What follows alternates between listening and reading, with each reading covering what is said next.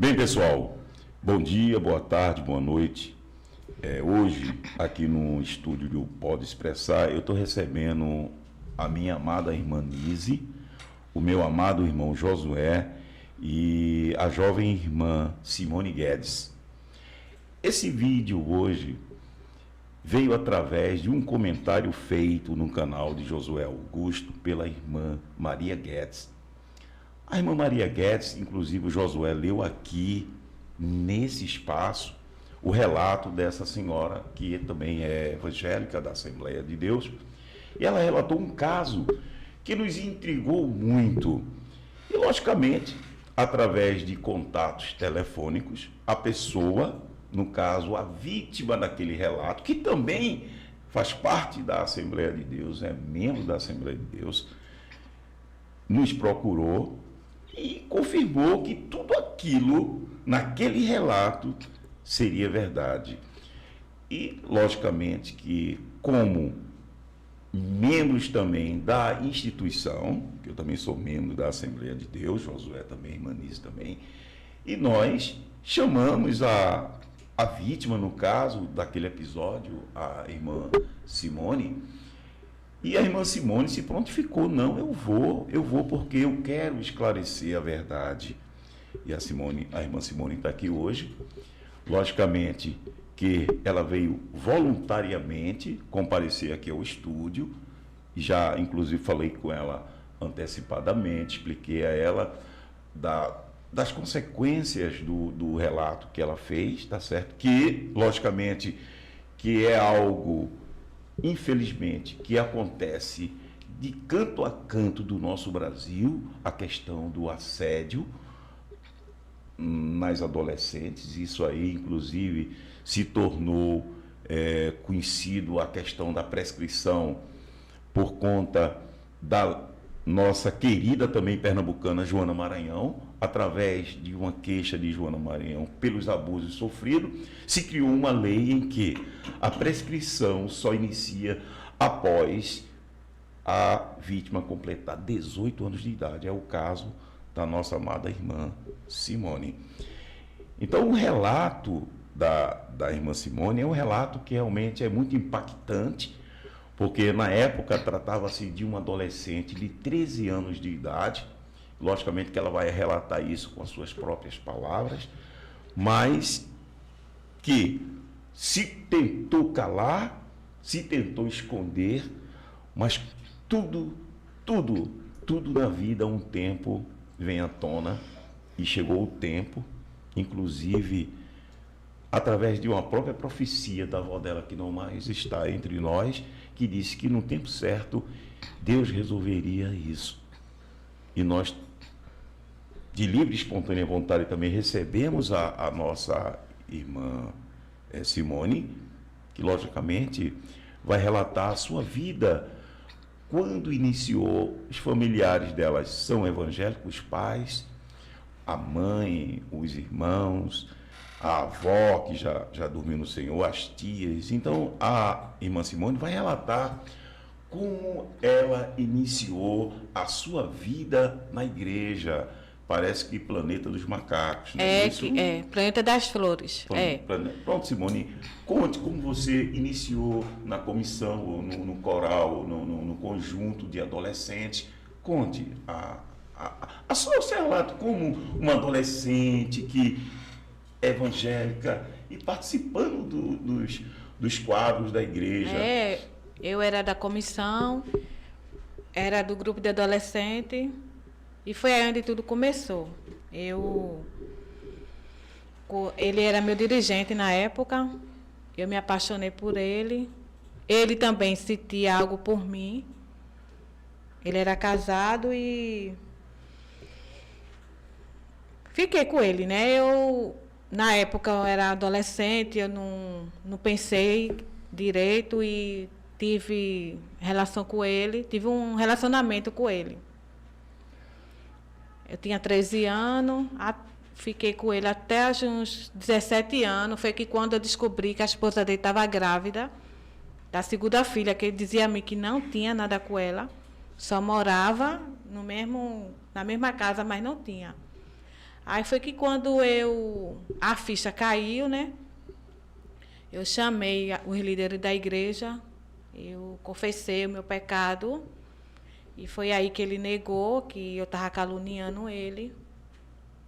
E ficou por isso mesmo. Até hoje...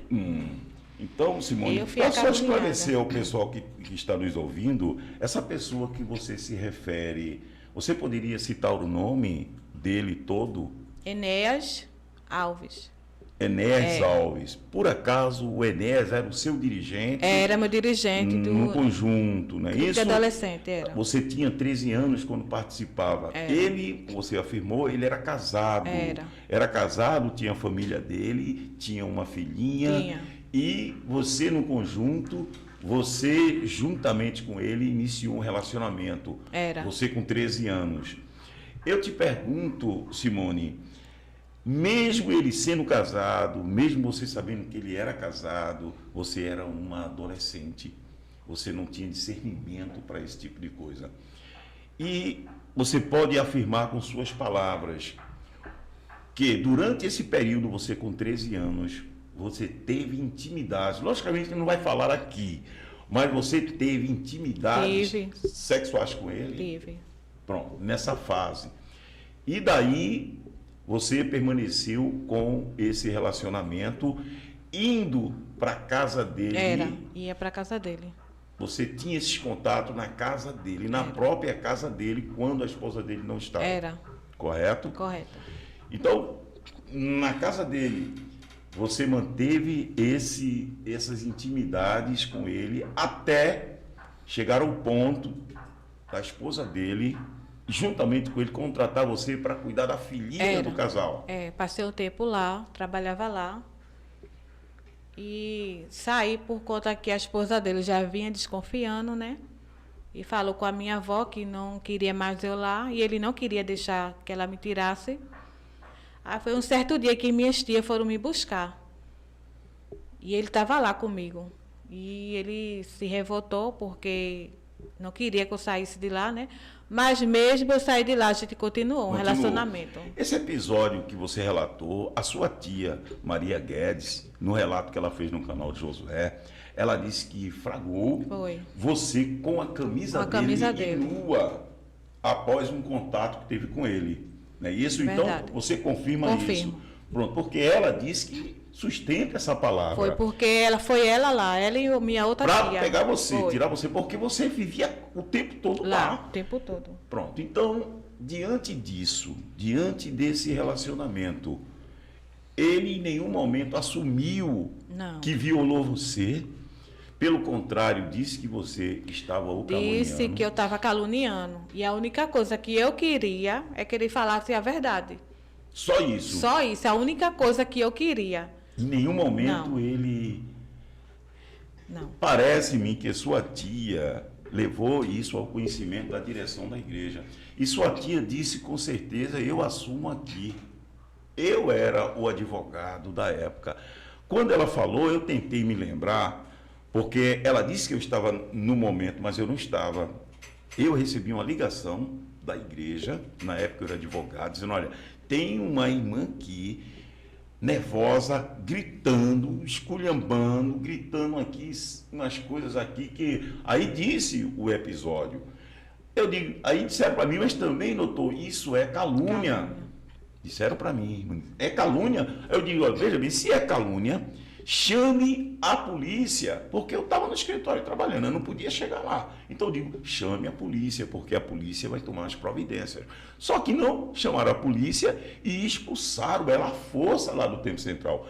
Eu me lembro muito bem disso. Então eu gostaria até de falar agora para a irmã Maria Guedes e pedir perdão à senhora, porque eu foi quem autorizou naquele momento a chamar a polícia para retirá-la lá da igreja. Eu não nego isso. Foi orientação minha, porque me veio a informação, irmã Maria Guedes, de que era calúnia o que a senhora estava fazendo, era uma difamação que a senhora estava fazendo contra essa pessoa relatada aqui pela pela irmã Simone. Então, de público, eu peço perdão à irmã Maria Guedes, porque foi realmente a minha pessoa. Na época eu era advogado e me veio essa informação. Eu não estava presente, porque se eu estivesse presente e ela relatasse isso para mim, devido à minha formação e à minha ética profissional, com certeza eu ia mandar apurar. Tá certo? Como eu sugeri várias vezes na igreja se apurar através de comissão e não fizeram. Tá certo? Então, eu quero esclarecer isso. Mesmo agora, voltando ao seu esclarecimento, irmã Simone, então, depois de tudo isso que aconteceu, a sua família, através, logicamente, da sua mãe, da sua tia, informou isso aos pastores locais. Com certeza, teve reunião, eu levei prova, que foi carta. As cartas amorosas, você disse. Você falou também que tinha um diário que você anotava tudo nesse diário. E não chegou lá as provas do Tempo Central. E eu fiquei sabendo essa semana que o pastor Ailton mandou queimar, que era a única prova que tinha. A única prova que tinha que vocês tiveram esse relacionamento. Porque, logicamente, é o tipo de crime que não deixa vestígio e também ninguém vai testemunhar, porque é aquele crime cometido na surdina, no oculto, entre paredes. Então, a legislação penal, também o entendimento jurisprudencial, a palavra da vítima é que prevalece, certo? Se você veio aqui, depois desses anos todos, para esclarecer um fato que estava escondido, adormecido, como você mesmo disse, pensava que tudo isso já tinha passado. Mas foi muito sofrimento. Fale desse sofrimento. Eu sofri. Eu entrei em depressão. Eu não tinha mais vida, não. Depois disso, eu não tinha mais vida. Eu não tinha mais nome. Quando eu chegava na igreja, era vista de cara feia.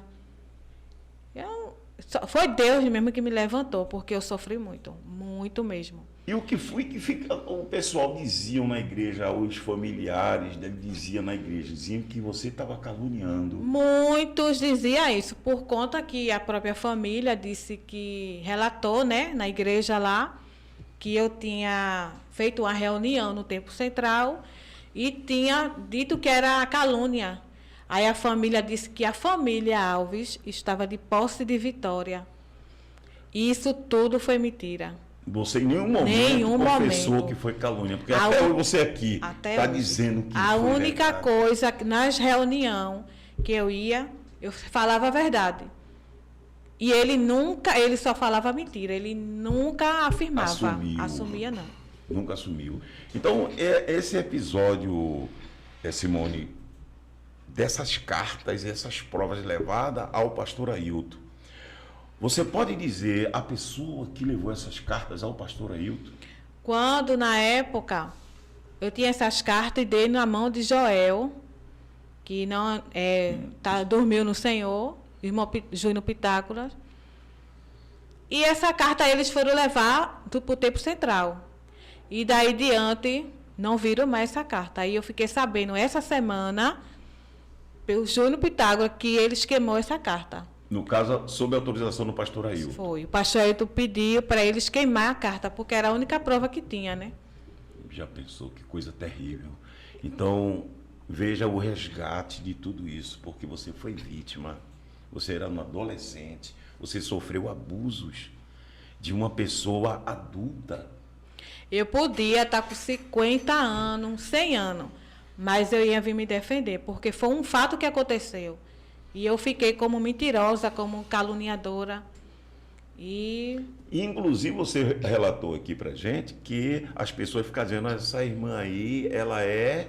Oxe, onde eu chegava eu não tinha amiga, não chegue perto dela porque ela gosta de tomar marido dos outros. Eu era muito caluniada, muito caluniada. Eu sofri muito. Na própria igreja eu sofri muito.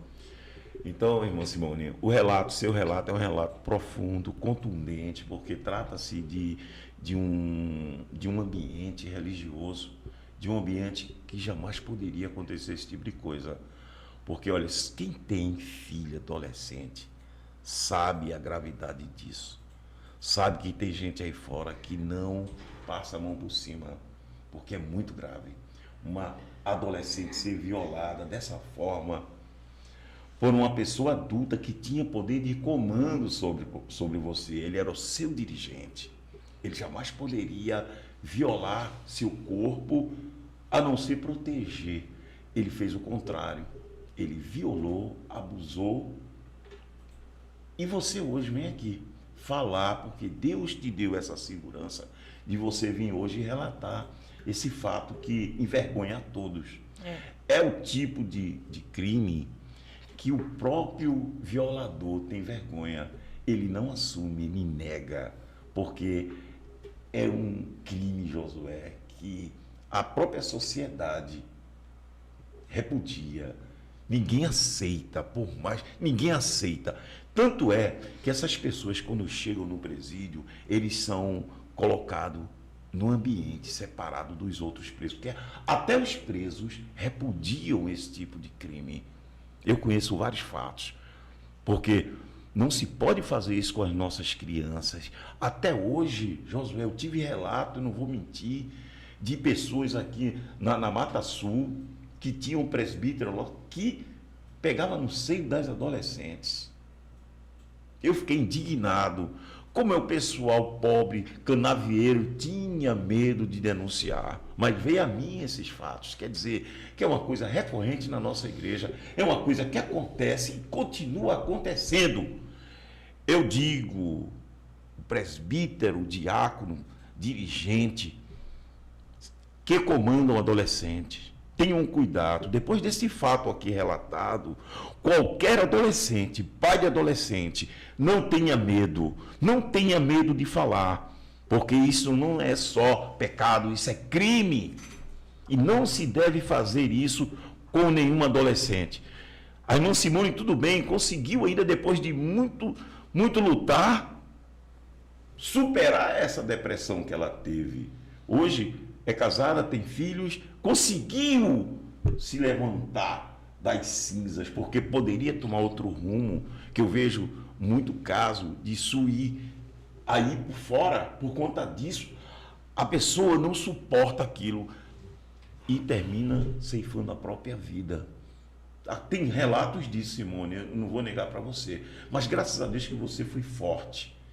E também a tua avó, a tua mãe, a tua tia, não passaram a mão por cima.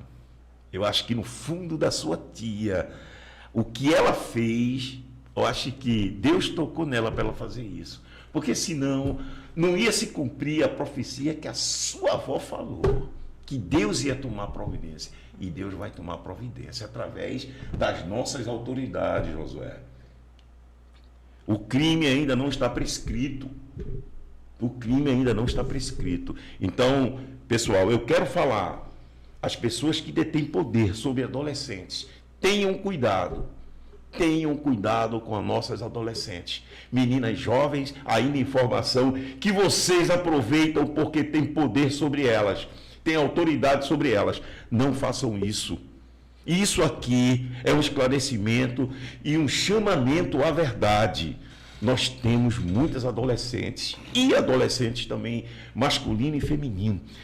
Por favor, protejam desse tipo de situação que a nossa irmã Simone, ela teve a coragem de vir aqui. Quantas outras não têm coragem e estão sofrendo caladas?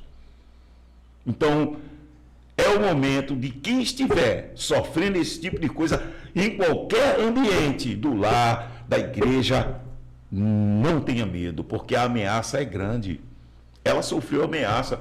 Até o Pitágoras, que você falou aqui, sofreu ameaça para não falar. Veja que situação a gente está vivendo. Agora, é o tipo penal que realmente o agressor coloca medo na vítima. Se você falar, isso é comum. Eu trabalho na área criminal, Josué, mais de 30 anos, e sei, isso é o relato que demonstra a vítima, como a vítima fica numa situação dessa, certo? Eu sou pai e eu não saberia como reagir se isso acontecesse com a filha minha. Eu digo, eu não saberia, Josué, como homem, eu estou falando como homem, porque é um ato tão hostil, tão violador, de um adolescente que está em formação, tendo naquela figura a figura de um dirigente, a figura de... Então, Simone, todo esse relato que você está falando, eu tenho certeza que você dirá na frente de juiz, delegado, a sua tia, a sua mãe, não tenha medo, tá certo? Porque, como eu disse a você, você vai ter todo o apoio, toda a assistência jurídica e ninguém vai chegar perto de você, porque se chegar, eu vou conseguir uma medida protetiva. Até uma prisão preventiva eu peço, para que ninguém chegue perto de você. Porque se realmente você vai sofrer, alguém vai tentar, mas não vai conseguir. Porque o que você fez hoje aqui, talvez seja um alerta para nossas adolescentes, Simone. Você está fazendo um bem tão grande. Porque assim como você, nós temos, a gente sabe, a nossa igreja, aí a mãe cria a filhinha ali na igreja, naqueles conjuntos, e muitas vezes sofre isso. E muitas vezes de pessoas que deveriam dar exemplo. E, logicamente, com a condição dele de dirigente, irmão do pastor presidente, ele se escondeu atrás disso e ela ficou como... E eu fiquei como... mentirosa, caluniadora. Quando você está aqui, o resgate a você como mulher, Simone. Você agora demonstrou para todas as mulheres que estão nos ouvindo. Nunca é tarde para você denunciar o violador. Nunca é tarde para você denunciar os abusos. Que, infelizmente, a nossa sociedade, não é só a igreja, não. Tudo a gente vê aí.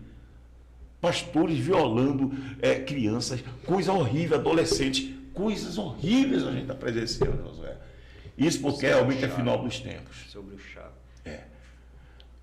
Aí acontece também que, segundo você relatou, você teve a suspeita de gravidez, ficou 2 meses, certo? E qual foi a orientação do violador, do rapaz? Para eu tomar chá, né? Abortivo. E você tomou e realmente, pronto. Veja que ponto chega uma situação dessa. É coisa que a gente, como cristão, a gente, logicamente, que repudia esse tipo de coisa, mas é aquilo. A gente não pode responder pelos atos dos outros. Então, cada um pagará pelos seus atos. Então, você está aqui hoje de livre e espontânea vontade. Alguém não te obrigou a vir aqui.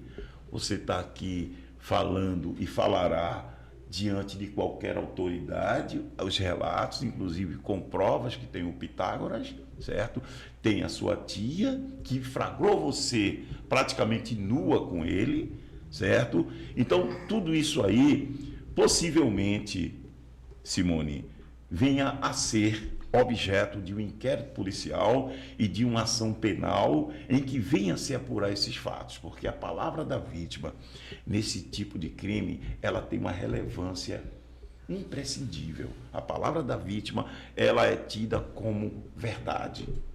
Eu já tive casos em que não se tinha prova nenhuma, mas a palavra da vítima, Josué, fez a condenação.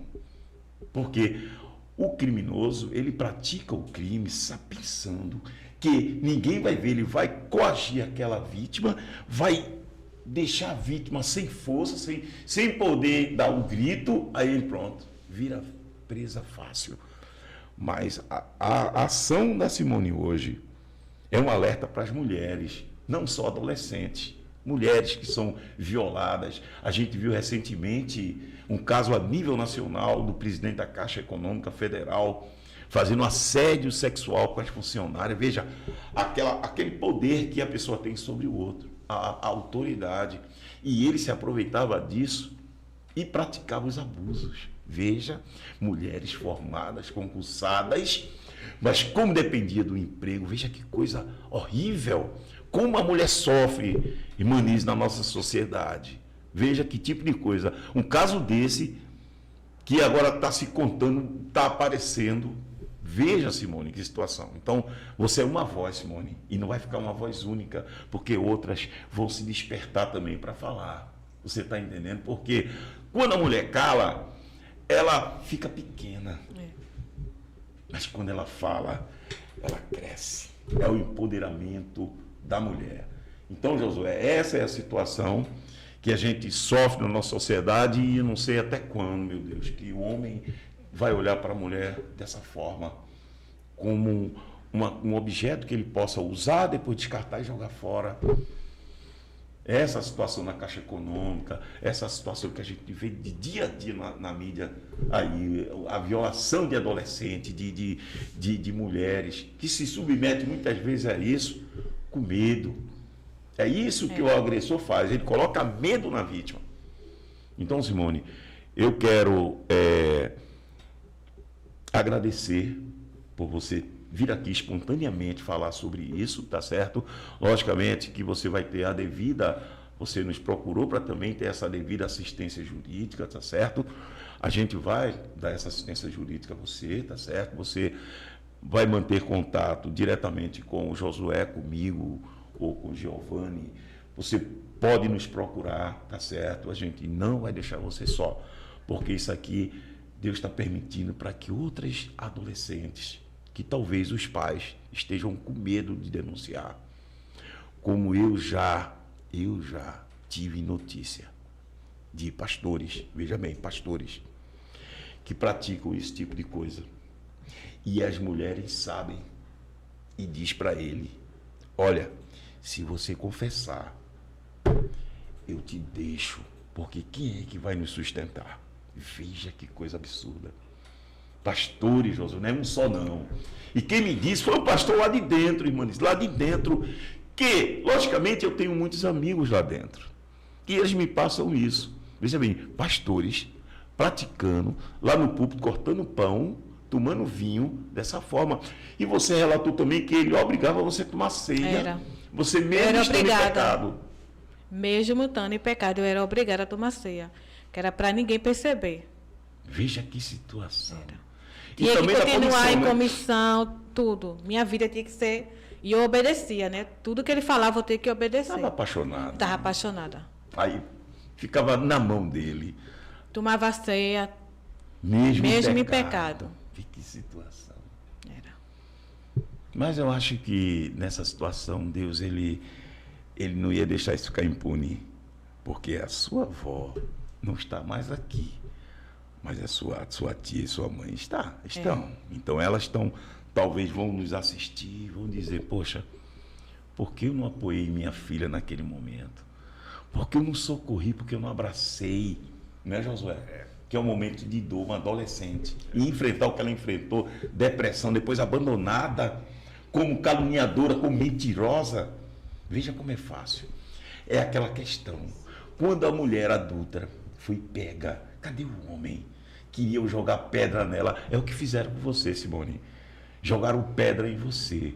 Mas Jesus não vai deixar essas pedras baterem em você, como não deixou você estar aqui inteira. Amém. É mãe, é esposa, o resgate da sua fé.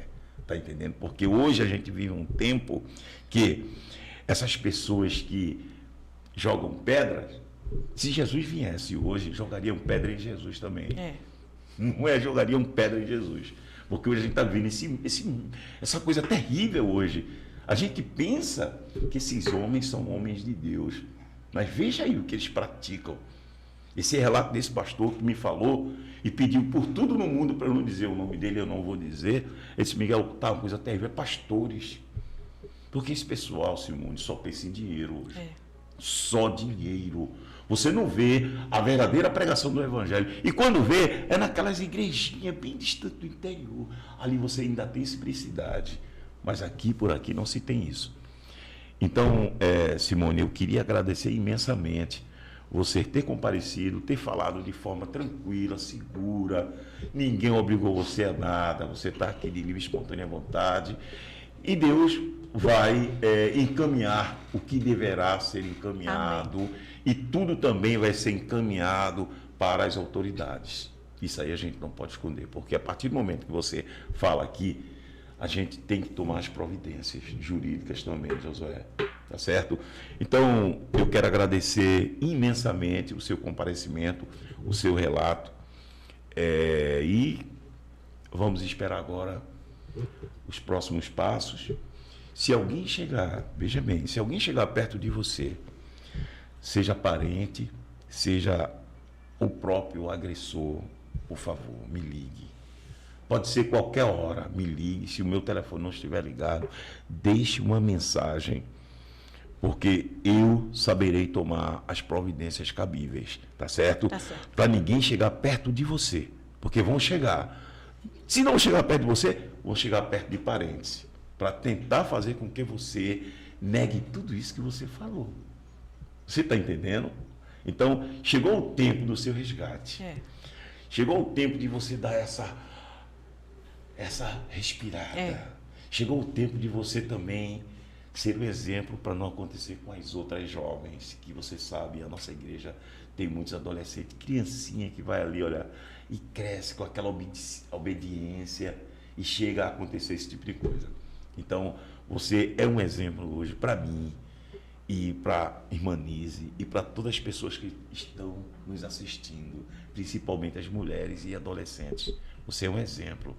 Eu acho que você, nesse momento, Simone, está representando tantas meninas e mulheres que você nem imagina. Porque esse vídeo vai alcançar o mundo. Esse vídeo vai ser colocado no canal O Voo da Coruja, do meu amigo Hafner. E isso vai alcançar o mundo. E as mulheres vão olhar para você e vai dizer assim, Simone, você me representa. Porque você teve coragem, Simone. E muitas não têm, Josué. Muitas não têm. Então, Simone, eu agradeço imensamente. Peço a Deus que você continue forte, seja essa mulher corajosa, como exemplo da sua família, para os seus filhos, tá certo? Amém. Que você, posso dizer, você representa muito bem as mulheres. E eu agradeço a Deus por isso. E eu agradeço tudo isso. Eu peço, pessoal, que se inscrevam no canal e vejam o relato da nossa corajosa, eu posso dizer assim, irmã Simone Guedes. Obrigado a todos. Amém.